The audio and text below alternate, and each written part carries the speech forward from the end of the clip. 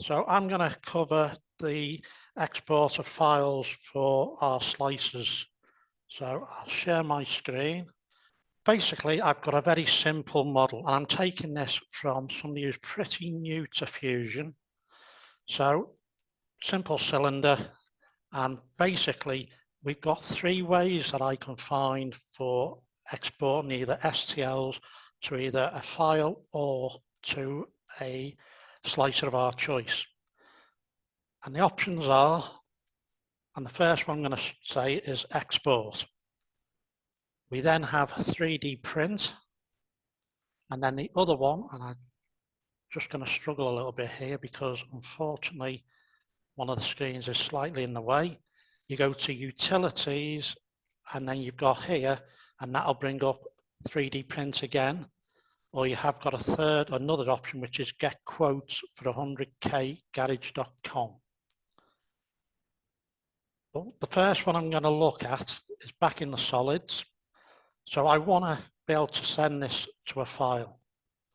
So I'm going to go up to here, and I'm going to go to export. And here you can see we've got the options. So it's picked up the name from up here, which is Cylinder Basics. We then can choose the type of file format we want to use. So there's 3MF, which is handy if you want to have lots of detail in it. There's OBJ. Now I'd avoid that personally because you don't get a very good information coming across. And there's STL. Obviously you can set where you're going to save it to by clicking on here. And then you can export it. And that will create an STL file for me. And here is if I open the folder view, I've actually associated STLs with my Prusa slicer, which is the slicer I want. So I'm not going to open it up this time because there's a bit of a gotcha with that. Now you notice I didn't have to select anything. Now the next two methods are the same really. I can either use the utilities or I can use the 3D print. Now when I use the 3D print, you can see here now, the first thing it asks us for, we need to select it. So there's a couple of ways we can select things. We could draw around it and it's now selected. I'll cancel that. We could click on it, it's selected, or I could click over here to select it. You'll notice here we've now got a drop-down box, which is again giving us the 4 options we can use. And obviously I'm going to stick with STL binary. Here you've got a drop-down box, which is millimeters. You can set that to whatever you wish. I've drawn it in millimeters, so I don't see why they've given us this option, but it's there. So that's up to yourself. The next thing here we've got is structures, and that's grayed out, so we can't do anything with it. So the next thing I'm going to suggest we look at is preview the mesh. And here you can see the triangulation. And in this example, I've got 278 triangles. Now, when I installed Fusion originally, I questioned why the model didn't look very good. And what I didn't realize, because I'd used the file method and export, I didn't get to see this option here. And after contacting Russ showed me this. So obviously, here we've got a number of options. So as Russ mentioned the other day, really we want this to be on high. So what this will do, it'll knock up the number of triangles. There was a custom, and I've not really played with that, to be honest with you. But the next thing we've got is refinement options. Now this can take a little while to sometimes open. And here you can see we've got surface deviations, normal deviations, maximum edge lengths, and aspect ratios. So that's something else you can mess with. Let's say I don't really mess with any of them because I've been happy with what it's producing for me. I'll just close that down. The next option we've got, and here you can see we've got the output. Now, I've actually got it here ticked. If I didn't have it ticked, because I've already set to STL up here, when I click this, I will get the same save box coming up.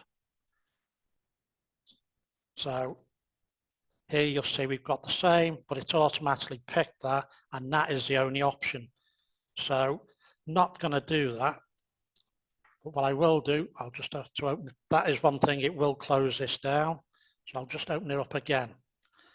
But what is handy, if we have this one ticked, what we do get then, you'll see here we've got custom or there's preform. Preform seems to be a printer brand, and I don't know, I had a quick look at it, it's not something, so we want it on custom. And here you'll spot, I've got the application, in my case, is Prusa Slicer. And obviously to put that in there, we need to select it from your computer. And just bear with me a second, because I need to go into my C drive, program files, and if we find where we installed Prusa Slicer, we go into this, and we need to select the Prusa Slicer. I'm not going to do that because I've already got it selected. So all you would do, click on that and click open. And then what we can do then, so if we select the item, clicking on this now, it's going to open up Prusa Slicer. Again, this will take a few seconds to open up. And then here you can see, this time, because we were on higher resolution, the segmented circle's a lot better than when I originally did it before I knew about this. So that's one part. I'll discard that. Right, so the next thing I'm going to go into is this one here. And this one is a little bit more complex. And here you can see I've got a number of components. And this might not be a good way of creating the design, but it's something that I thought will be handy to show you today. So if you had a look, I've got a number of bodies. So I've got this body, which is this part here. I've got this one over here. And then I've got this one, which is the top. So on this one, I'm going to show you, if we go to here, I'm going to actually turn off this cylinder body here. I'm going to go and I'm going to try the export. And here you'll see it's asked me what do I want to call it. So in this case, I'm calling it 2.1. I'm going to keep it as an STL and export it. And we'll have a little look. And because I've done it this way, I think that's the one there.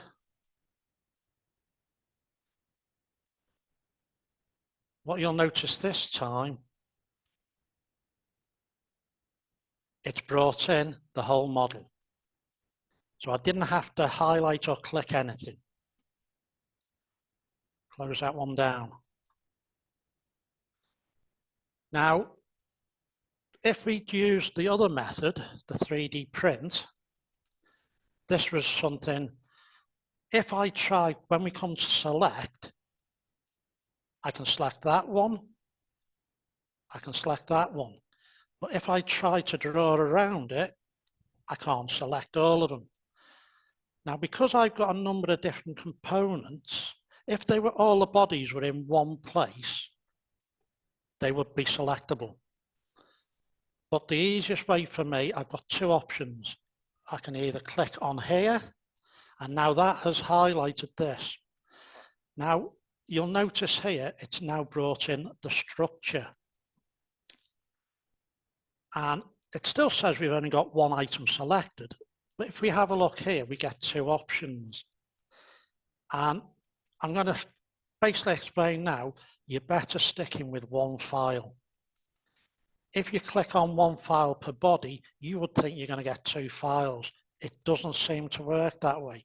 Plus, if you were to click on this, you'll notice you can't send it to your printer, which is something strange. Now, I've had a little look and I can't find anything on the Autodesk website to say what that is handy for. So that is one way of doing this. So you will see now we can select, so I can either do it there, or I can click on this one and make that the active component. And it automatically, for some reason, then goes straight in to Prusa Slicer. Now, you'll see I've put the extra body in, so it knows as part of this, there's an extra component or there's an extra body that I haven't turned on. Now, if I turn that on and I was to now export it, there's a slight issue with this because in theory, and if I go through it, I'll just show you the issue I've come across. So you can see I've got this, and I'm not going to send it to 2 files because it won't work. And I'm going to take it straight into Prusa Slicer.